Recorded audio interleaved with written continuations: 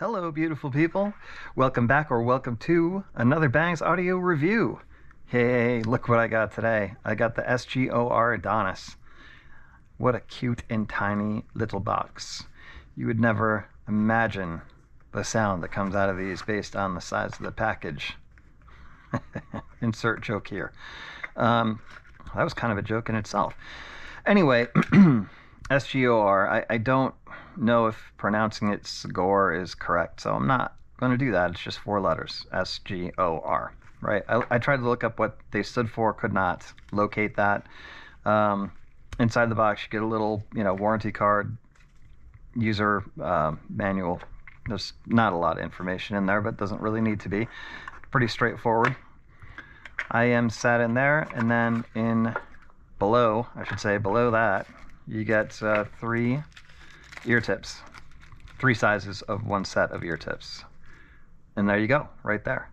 I was able to make the large work, but you know me. So I did some tip rolling and immediately stopped on the TRNT ear tips because they provided a great seal, really nice sound, and they're cheap. Because this set I was able to pick up for a whopping $15.98, including tax. So I think it usually retails for $18 to $20. Obviously, you won't need to pay full price if you buy them from AliExpress. I got mine from Orange Audio on AliExpress, and I will link them in the description as an unaffiliated link. Talk about a quick unbox. Put that away. On the back, specifications. We have, actually, I'll read this first. It's DD, dynamic driver, and BA, balanced armature hybrid technology. Okay. I kind of like that high performance hybrid technology. Doesn't look like it has the high res, authenticity, the little stamp that they put on in Japan, but no matter, it's fine. You can order it with or without a mic, and it does terminate in a 3.5 millimeter cable, which I will show you in a second. So, specs. 118 decibel sensitivity, 18 ohm impedance. They're pretty sensitive. Frequency is 8 hertz to 45 kilohertz, maybe. And there's a 3.5. This is nice little branding on the cable you probably can't see. Let me try turning on my light and see if there's any way you can see that a little bit better. Yeah, that probably didn't help. Anyway, we needed more light. So nice finishes on the cable. The cable has a little bit of memory to it, and is slightly tangly, but as far as the the quality goes, it feels really like a nice cable. Like, this is not a cheap KZ, or Belon or whatever. It's not a cheap cable. It's braided, it's got heft, and it feels nice. Like, I've gotten worse cables on more expensive IEMs, that's for sure. So yeah, cable was nice. Terminates in a 3.5, and the connections on the IEMs are QDC. So there you go. I did not cable swap. I just used the stock on these guys, and it was just fine because they're pretty sensitive, and there was no need for 4.4. Nozzle size, fairly large. It's probably a good 6 millimeters anyway, if not larger. There is, like I said, 1 dynamic driver, 1 BA in there. Not a lot of specifics on that, except they did mention that the BA was a 30095, which I looked up on the Knowles website. Didn't say it was Knowles. I think it says custom. But 30095, that model in particular, is tuned for high frequencies.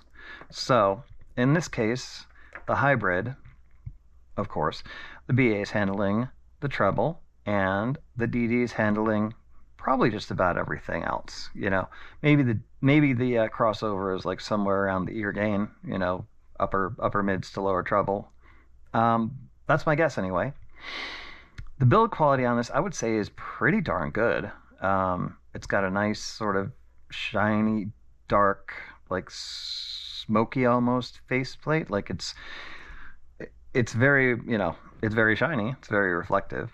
But it doesn't necessarily feel metallic. It just, it's definitely separated. You can see there's a seam there. Can you? Maybe, perhaps.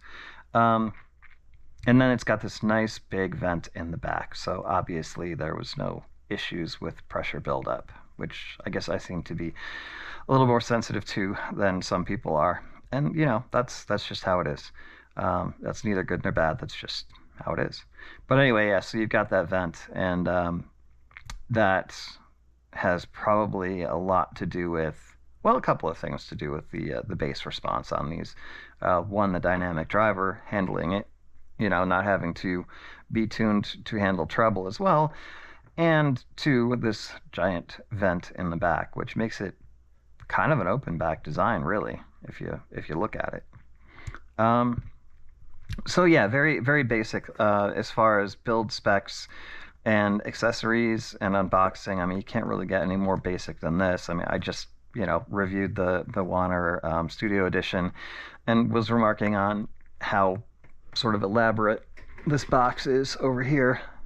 Neither of these come with a case. This comes with a couple extra sets of ear tips and a cloth, and that's really about the main difference. So, I mean, love the Warner, but I don't really need that much packaging in this case because, well, first, there's no pouch or storage case involved in either of them. I do like having those included, but I understand if they wanted to keep it under 20. I guess I understand why they left it out. And it's not really it's a little bit of a complaint because now, I'll have to do something. I'll have to shift stuff around. Actually, I think this is a Heidi's or Geekery. It might be Geekery. Little soft pouch that I've been storing them in. But now I've got 3 ultra budget IMs sharing one giant pouch, which is not ideal. I'll figure that out. Just making you aware. One set of ear tips that are workable but not great, and no storage pouch, but very good cable, nice build quality, and yeah. So really no complaints so far. There's my little chin slider. This is a piece of pipe cleaner again. That's for me. You don't have to have a chin slider. I just like to have something in when I'm doing my stuff, my dad stuff. So I just, put that on there. Could have chosen a different color, I suppose, but I just grabbed something. So anyway, I was recommended this set by Jeson. I think it's Jeson Collado. New friend of the channel, new friend of mine. And he was fairly persistent about me trying them. And I finally, I passed on him a couple of times with other orders, and I finally was just like, oh, okay, well, let's see. It's a choice shipping, so that's free shipping, anything over $10. And there's a coupon, $3 coupon, and coins and stuff. And I was like, wow, I can get these for under $16 out the door. So, and free shipping. So what am I waiting for? So I did. I got them. And, my intention was to review them right around the same time, which I'm doing, as the Warner Studio Edition. And I was fully prepared for average to below average in just about every way possible with this set. My expectations were not high. It's an unknown. I don't know the brand. It's cheap. And I just didn't really feel like it was going to be anything special. And I was totally wrong. Totally wrong. So let's get into sonic impressions, because this set has kind of just really barnacled things up for me. So I'm saying barnacle instead of the F word or the S word because of SpongeBob, because of my son. But barnacle is a pretty cool word to use in place of it, so that's what we're going with. Anyway, Yeah, so they kind of barnacled up my world for the past couple of days because I just wasn't really expecting to get the quality and the enjoyment out of this set that I got. I mean, it was a smack in the face. I mean, it really was. It was just like, what? Again, one of those sets where you put them in, they're instant gratification. You put them in, you put something on that you like, and you're like, wow, these are way, way better than I expected them to be. Like, way better. So, anyway, let's look at the graph. Hopefully you guys aren't getting spotlight shine in the face here. As you can see, if we're looking over here at the bass, particularly the mid bass, there's quite a bit of it. And I think that was the first thing that got me going, was the bass, because that, if there's anything at all that gives you that instant gratification, it's tactile, impactful, like full-on bass. And that's what the set presented, like immediately out of the gate. So I go in alphabetical order. I start with Love Supreme by John Coltrane, and there's not a lot of bass in that, you know, it's like a live jazz recording, live jazz recording. But the instrumentation, like the separation was very clear, the imaging was good, the placement was good, and I was like, I'm like, wow, this, you know, this actually could be a pretty decent set for, like, you know, jazz, classical, or acoustic music, or some lighter pop, stuff like that. And I was just kind of like sitting there with it. I was like, okay, I kind of know how this is going to go. And then Agony by Slaughter to Prevail came on. And I was like, what the barnacle is going on? I like literally, I couldn't believe it. I was just like, no. I'm like, these things are supposed to flutter, fall apart, and disintegrate with this level of distortion. And so I turned it up. And sure enough, you know, I got it to an uncomfortable volume, and there was some flutter and some distortion that started to creep into it a little bit. But that's not a volume I'm going to listen to something at for a long period of time. Not really even like for a full song, just because I don't want to damage my hearing, you know. So that was the first eye opener, and I was like, okay, let's see what these things can do. And so I went through my hip hop tracks, and they just blew me away. I was like, oh my god, how could there be this much bass and still be balanced and still have like enough treble? And I'll get into that too. How could it be that like an unknown, like to me anyway, a completely unknown brand that's like $15-20, like, just, I mean, how could it be this satisfying? How could that be? I don't understand it. It's a single DD, single BA. Yeah, I get it. Okay, so the BA frees up the DD to do more of its thing and pump out more bass because it doesn't have to be tuned for the entire frequency response. But I mean, it still doesn't make a lot of sense to me. Maybe it's the venting, the semi-open back thing going on that probably helps it, but it's got quite a bit of venting actually. I don't know. But anyway, so, you know, listen to them throughout the day. Finally, I was just like, okay, I've got to graph these because I'm not believing what I'm hearing out of them. And sure enough, there it is, right? So this is the second graph. I did this graph today to see if there was much of a change, if any, from yesterday. Because here's why, okay? So when I turned them up and I was listening to like heavier music yesterday or some, you know, like hip hop, and I did turn them up and I started to notice that slight flutter and slight distortion coming through.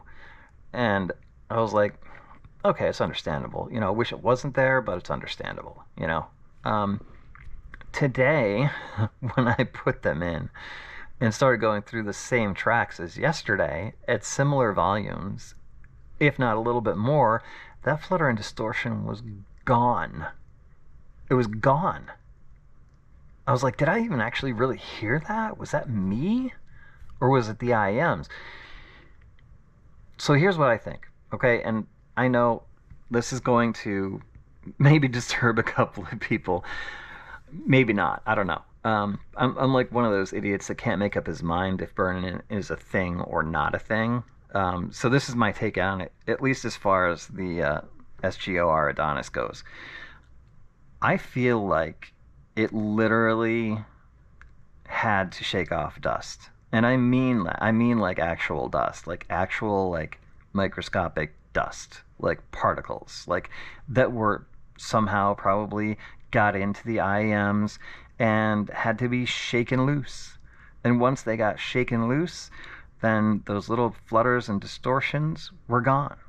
So I'm, again, it's kind of like one of those things you don't dare say whether you are for or against or believe or don't with burn-in. But I can tell you that after about 10 hours of listening, maybe not even, maybe more like 8, that little flaw that I noticed yesterday was history.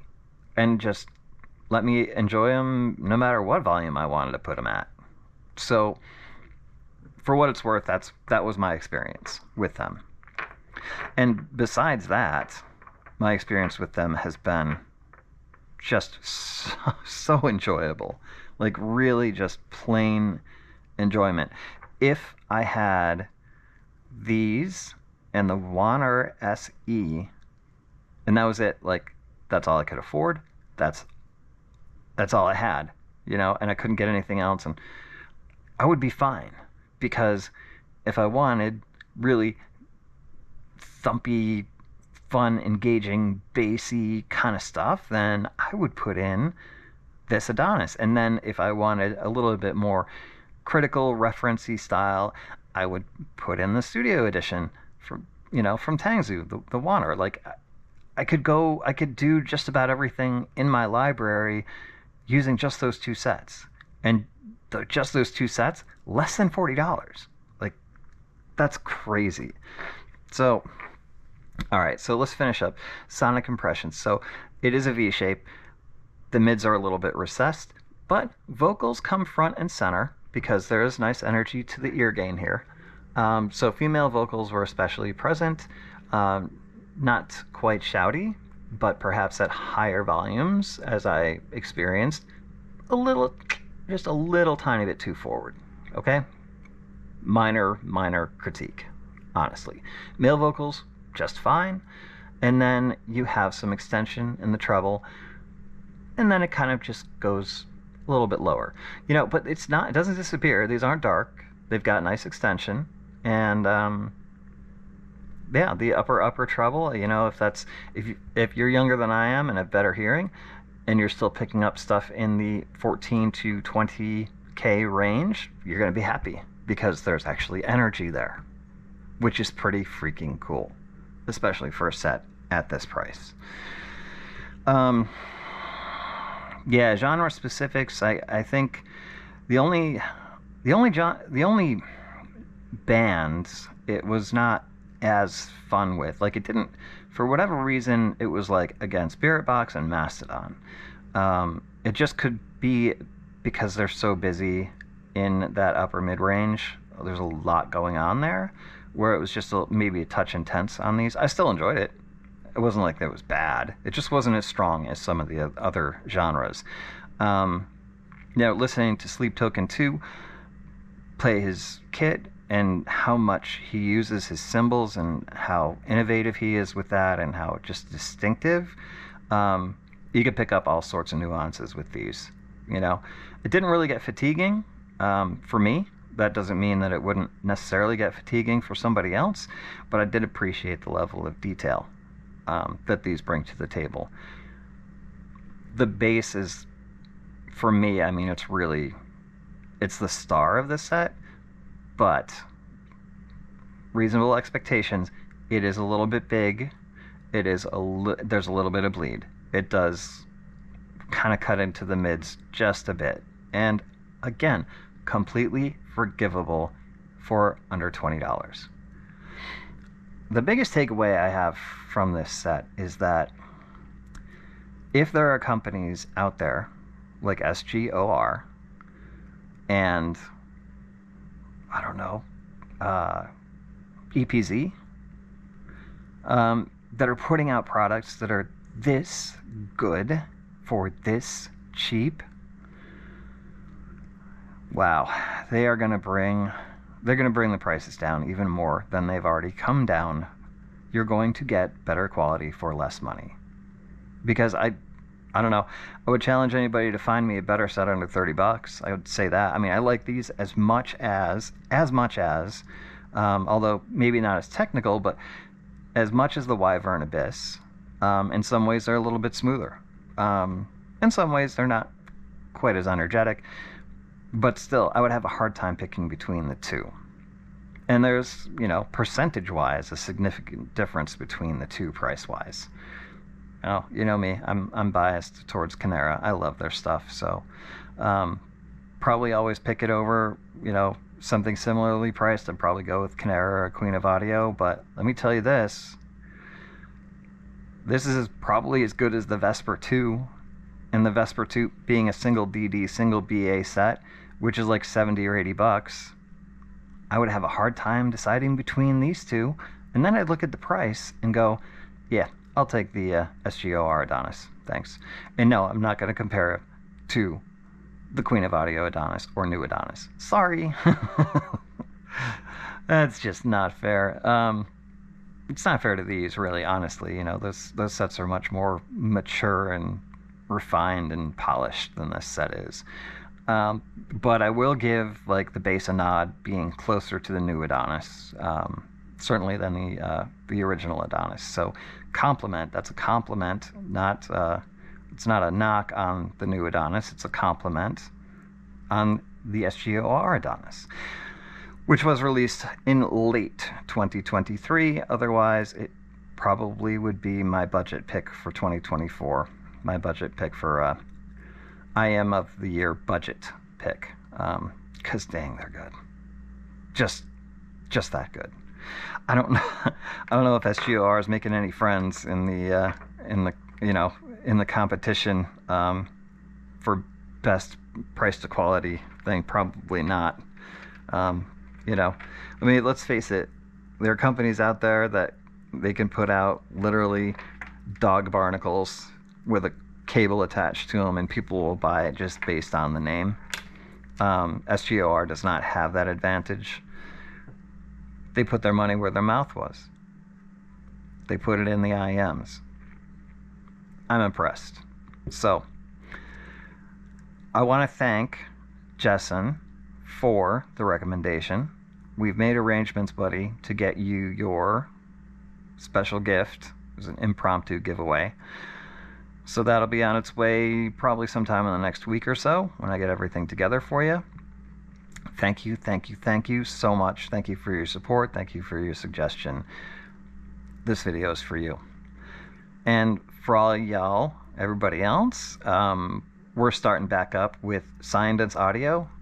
Giveaway is going to be the Caffine Delsey this time. And I will get you details on that sometime in the next couple of days. And I think that's all I got for you today. As always, be careful, be safe, be nice. I love y'all. Nothing but peace to you. See ya.